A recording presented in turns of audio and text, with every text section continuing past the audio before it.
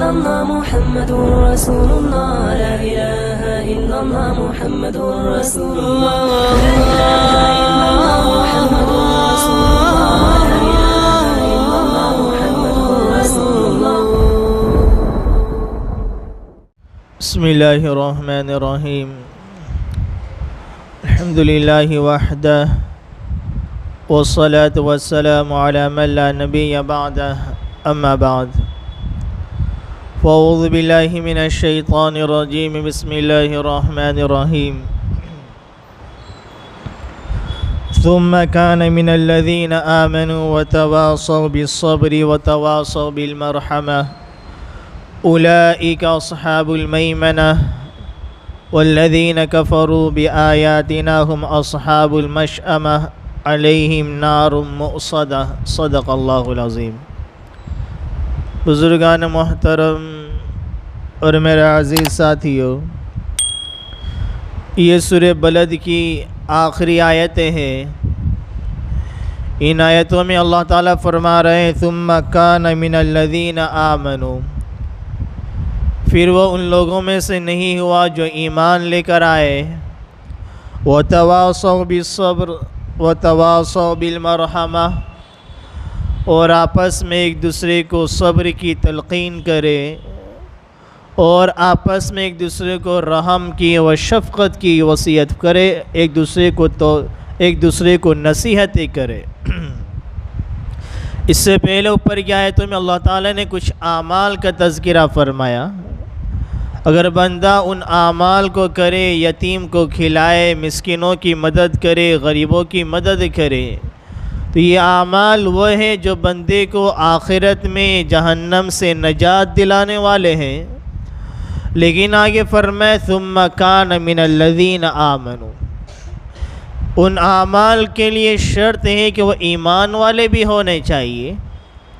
اگر ایک انسان اچھے اعمال تو کر رہا ہے، غریبوں کی مدد کر رہا ہے، یتیموں کو کھلا رہا ہے، لیکن وہ مومن نہیں ہے، ایمان والوں میں سے نہیں ہے، تو اس کے جتنے بھی اچھے اعمال ہیں وہ اللہ کی بارگاہ میں قابل قبول نہیں.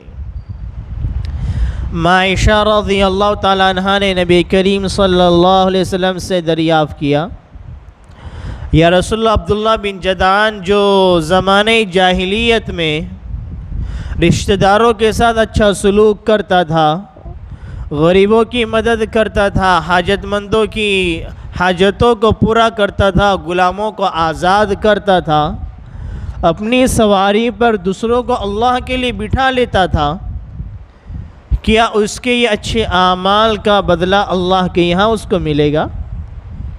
ہمارے نبی نے فرمایا کہ نہیں، کیونکہ اس نے زندگی میں کبھی یوں نہیں کہا رب اغفر لی خطیئتی یوم القیامہ، یا اللہ ہمیں قیامت کے دن میرے گناہوں کو معاف فرما دے.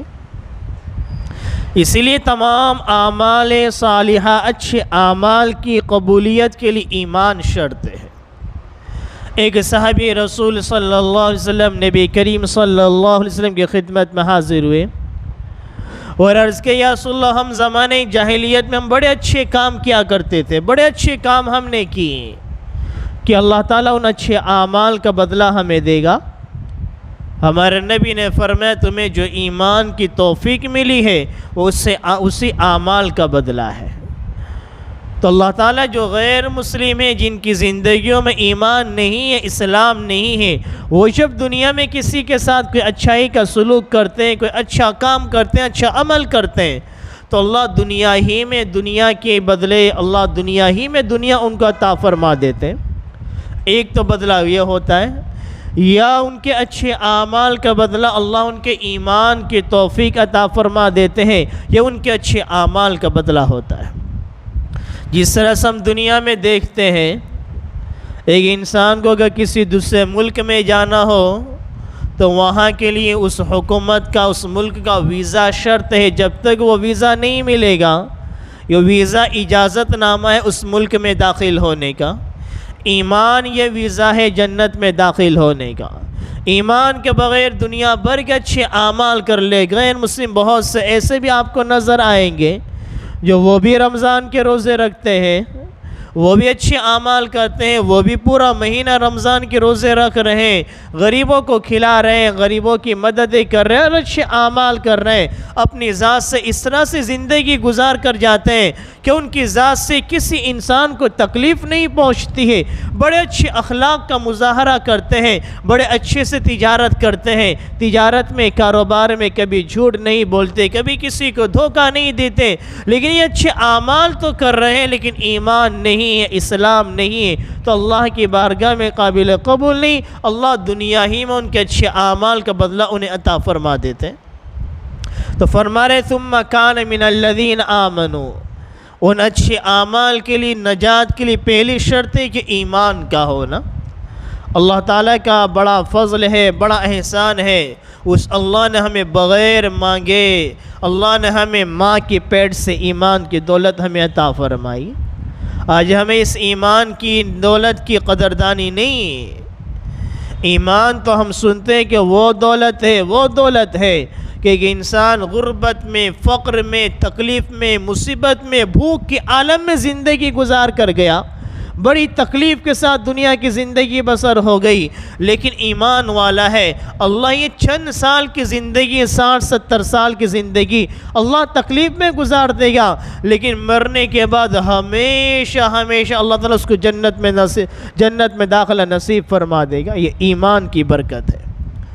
اور اگر ایمان نہیں ہے، پوری دنیا کی حکومت مل جائے، پوری دنیا کی بادشاہت مل جائے، پوری دنیا کی نعمت کسی بندے کو مل جائے، وہ کتنی نعمت استعمال کرے گا؟ وہی 60-70 سال، 80 سال، 100 سال زندہ رہے گا، دنیا کی نعمت کو استعمال کرے گا، پھر مر کر قبر میں چلا جائے گا اور ہمیشہ جہنم کا مستحق ہو جائے گا۔ تو اللہ نے ہمیں ایمان دیا، اس ایمان کی قدردانی کرنے کی ضرورت ہے۔ اللہ تعالیٰ کا اصول ہے، جو بندہ نعمتوں کی ناقدری کرتا ہے اللہ نعمتوں کو چھین لیتا ہے۔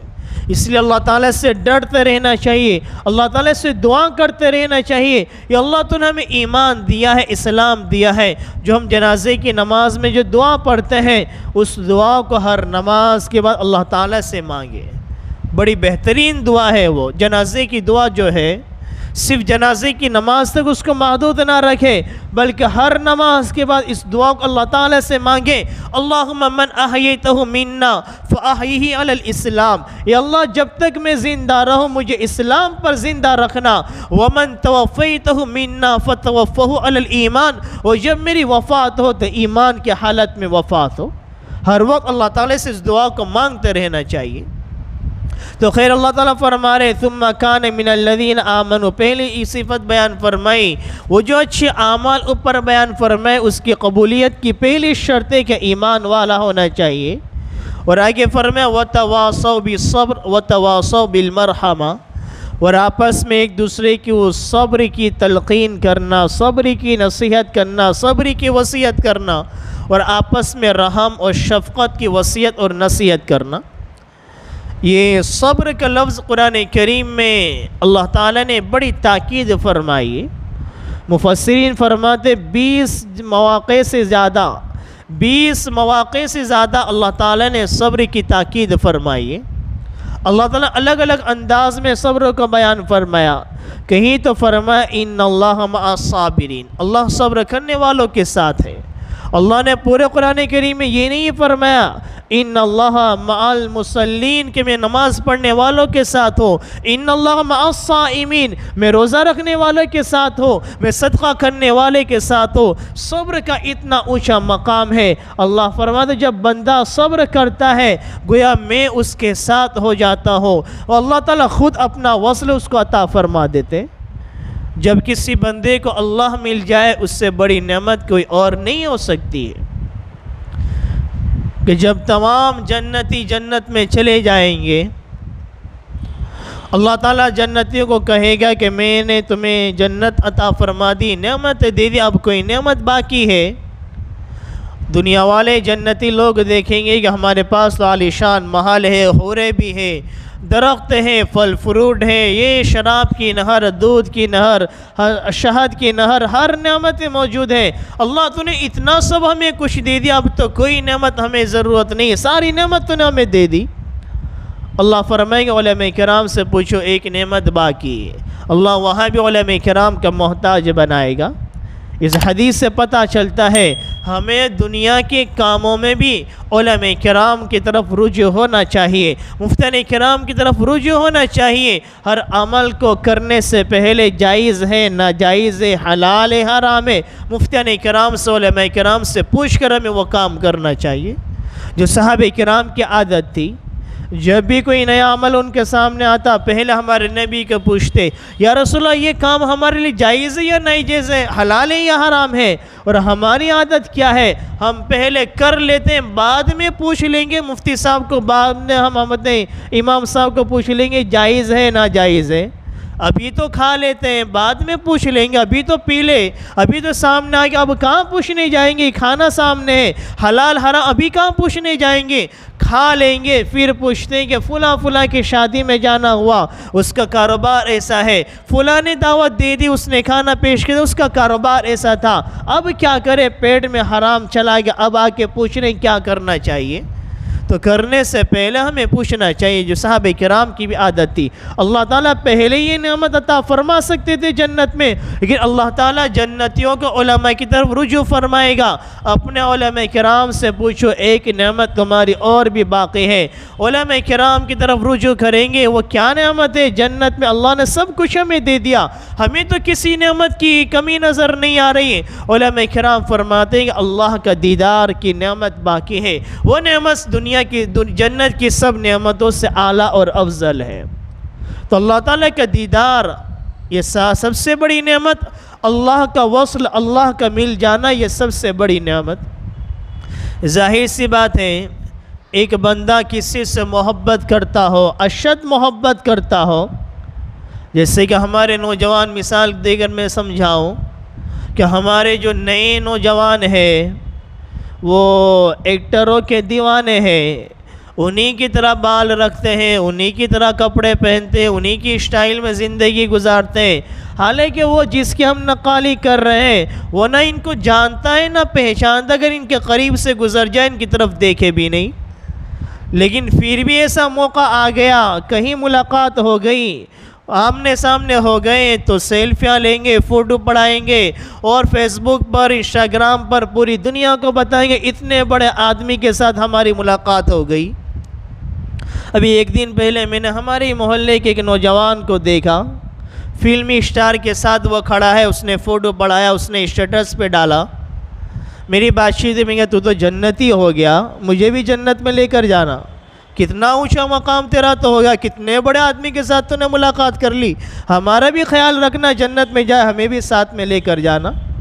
تو یہ ہم ایسے بڑوں کے ساتھ ملتے ہیں جو ظاہر میں حقیقت میں جن کی زندگی میں نہ ایمان ہے نہ اسلام ہے، جو پوری دنیا میں فحاشی پھیلا رہے ہیں، وہ تو یقیناً جہنمی ہیں۔ جب ایسے لوگوں سے ملاقات ہوتی ہے آدمی خوش ہوتا ہے، پورے دنیا والوں کو بتاتا ہے اتنے بڑے آدمی کے ساتھ میری ملاقات ہو گئی، وہ اللہ تو کل کائنات کا خالق و مالک ہے، وہ تو ہمیں اور آپ کو پیدا کرنے والا ہے۔ وہ اللہ فرماتا ہے ان اللہ مع الصابرین، تم صابر بن جاؤ، اللہ تعالیٰ فرماتا ہے میں تمہارے ساتھ ہو جاؤں گا۔ اس سے بڑا انعام اور کیا ہو سکتا ہے؟ تو اللہ نے قرآن کریم میں بہت سے مواقع پر صبر کا لفظ استعمال فرمایا۔ صبر کا لفظ بڑا مفہوم ہے، بڑا تفصیلی ہے، ہم نے اس لفظ کو بڑا محدود کر کے رکھ دیا ہے۔ جب بھی لفظ کا صبر کا تذکر آتا ہے ہم سمجھتے ہیں صبر کے معنی کوئی تکلیف آ جائے، کوئی مصیبت آ جائے، کوئی پریشانی آ جائے تو اپنے دل دماغ کو، اپنے نفس کو قابو میں رکھنا اور ایسا حرکت نہ کرنا، ایسا اعمال نہ کرنا، ایسی زبان سے الفاظ نہ نکالنا جو اللہ کے فیصلے کے خلاف، بس اسی کو ہم صبر سمجھتے ہیں۔ قرآن احادیث میں جہاں جہاں صبر کا لفظ آیا ہے وہ جہاں جہاں ان کے فضائل آئے ہیں کہ اللہ تعالیٰ صابرین کے ساتھ ہیں، انما یوفی الصابرون اجرہم بغیر حساب، جہاں جہاں صابرین کا تذکر آیا ہے اس کا مطلب مفسرین فرماتے ہیں صبر کہتے کسے ہے، صابر کسے کہتے ہیں، اس کی بڑی تفسیر ہے۔ مفسرین فرماتے ہیں صبر کی 3 قسمیں ہیں، جب بندہ ان 3 قسموں پر عمل کرنے والا ہوگا تو وہ اللہ اس کے رسول کی نظر میں صابر کہلاتا ہے۔ صبر کی 3 قسمیں ہیں۔ الصبر فی المصیبہ، الصبر علی الطاعہ، الصبر عن المعصیہ۔ یہ 3 صبر کی قسمیں ہیں۔ ان تینوں پر اپنے نفس کو جما دو گے تو اللہ کی نظر میں یہ بندہ صابر کہلائے گا۔ پہلی قسم کیا ہے جو بڑی مشہور و معروف ہے؟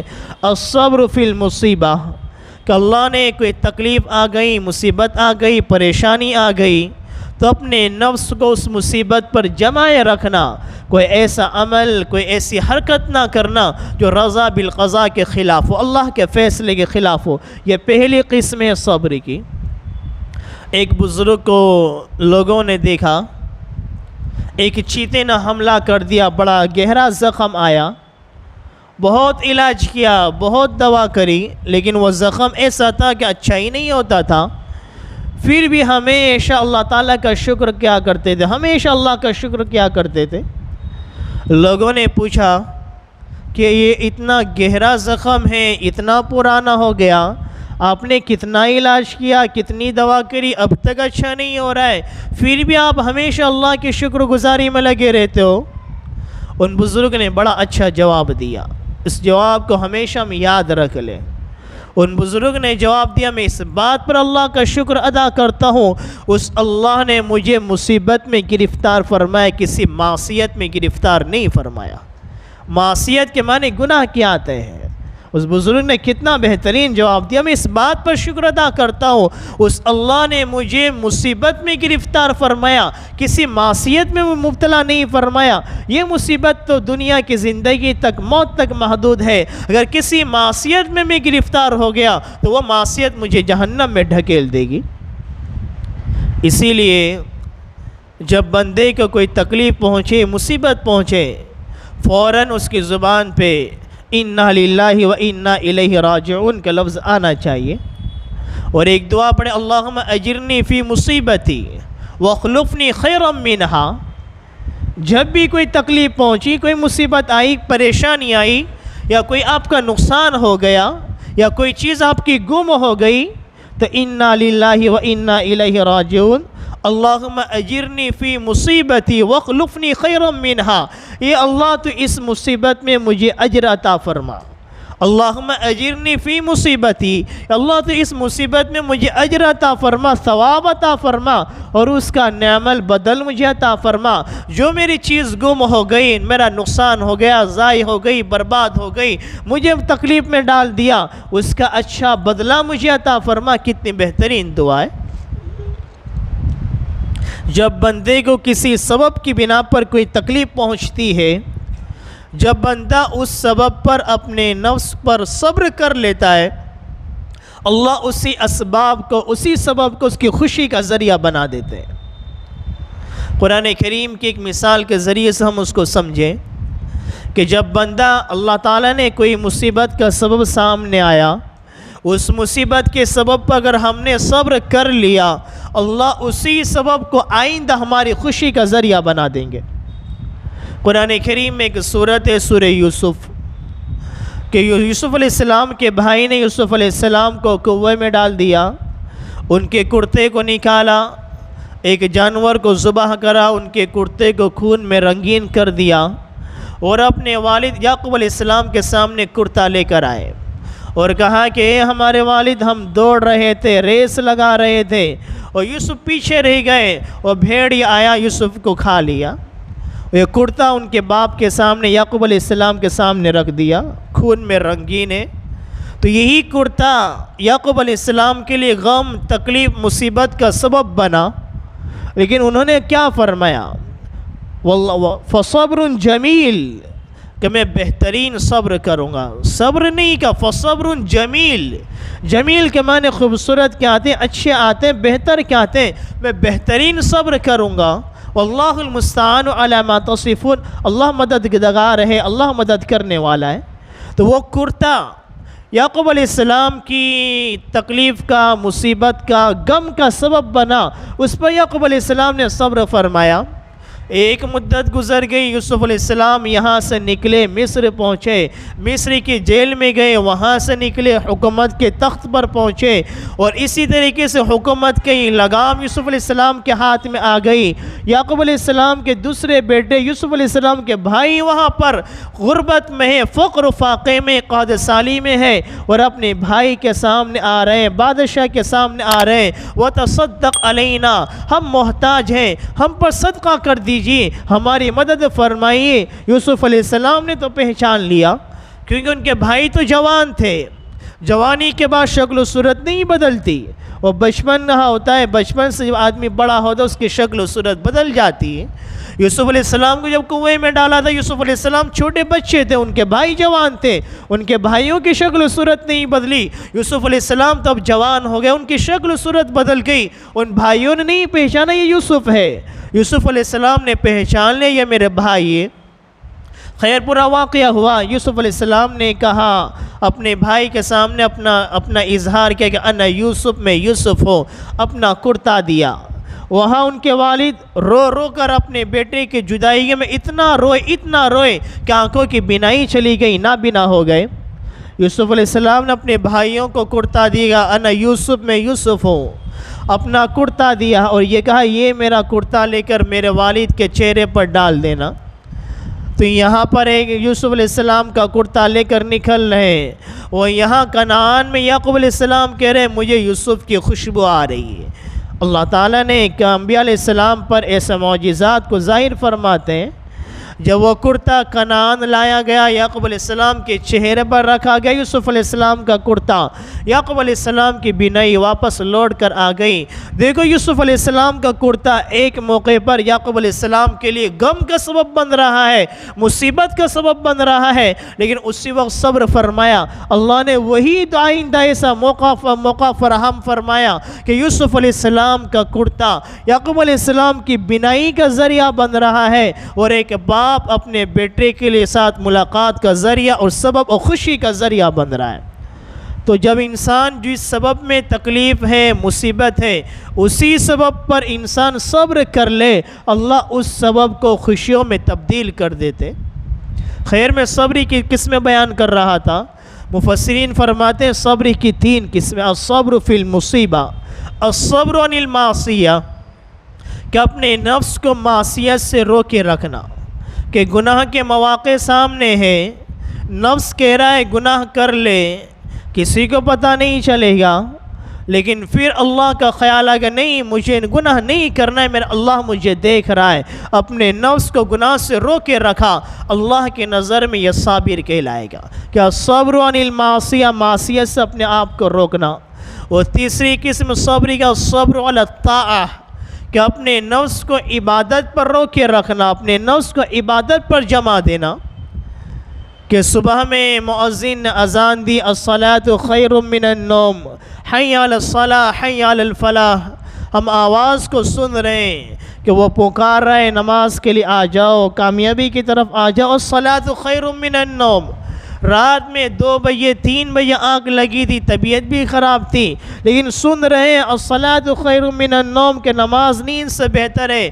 نفس کا تقاضا ہے کہ آرام کر لیتے ہیں، سو جاتے ہیں، اٹھے گا پھر نیند آئے گی یا نہیں آئے گی، دین میں کام بھی کرنا ہے۔ نفس کہہ رہا ہے سو جا، بعد میں قضا کر لیں گے، لیکن اپنے نفس کو اٹھاتا ہے، عبادت پر جماتا ہے، طاعت پر کھڑا کر دیتا ہے، مسجد میں لا کر اسے اپنے نفس کو کھڑا کر دیتا ہے۔ اس کو کہیں گے الصبر علی الطاعہ۔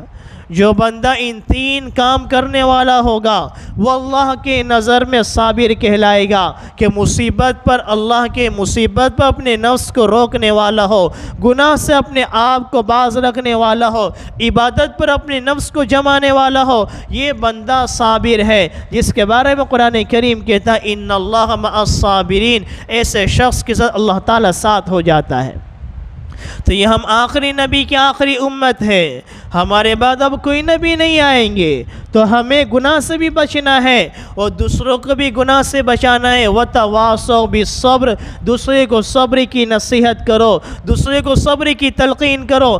مطلب کیا ہے؟ تم خود بھی گناہ سے اپنے آپ کو بچاؤ، دوسروں کو بھی گناہ سے روکنے کی کوشش کرتے رہو، خود بھی اچھے کام کرتے رہو، اپنے نفس کو عبادت پر جماؤ۔ وَتَوَاصَوْا بِالصَّبْرِ، اور دوسروں کو صبر کی تلقین کرو، اور اس بات کی کوشش بھی کرو کہ میرے گھر والے، میرے دوست احباب، میرے علاقے والے، میرے بستی والے یہ تمام مسجد میں آنے والے بن جائے، یہ قرآن سے جڑ جائے، یہ نبی کی تعلیمات سے جڑ جائے، یہ نبی کی سنتوں سے جڑ جائے۔ وَتَوَاصَوْا بِالصَّبْرِ، یہ اللہ تعالیٰ فرما رہے ہیں کہ ہمیں بھی گناہ سے بچنا ہے، دوسروں کو بھی گناہ سے روکنے کی کوششیں کرتے رہنا ہے۔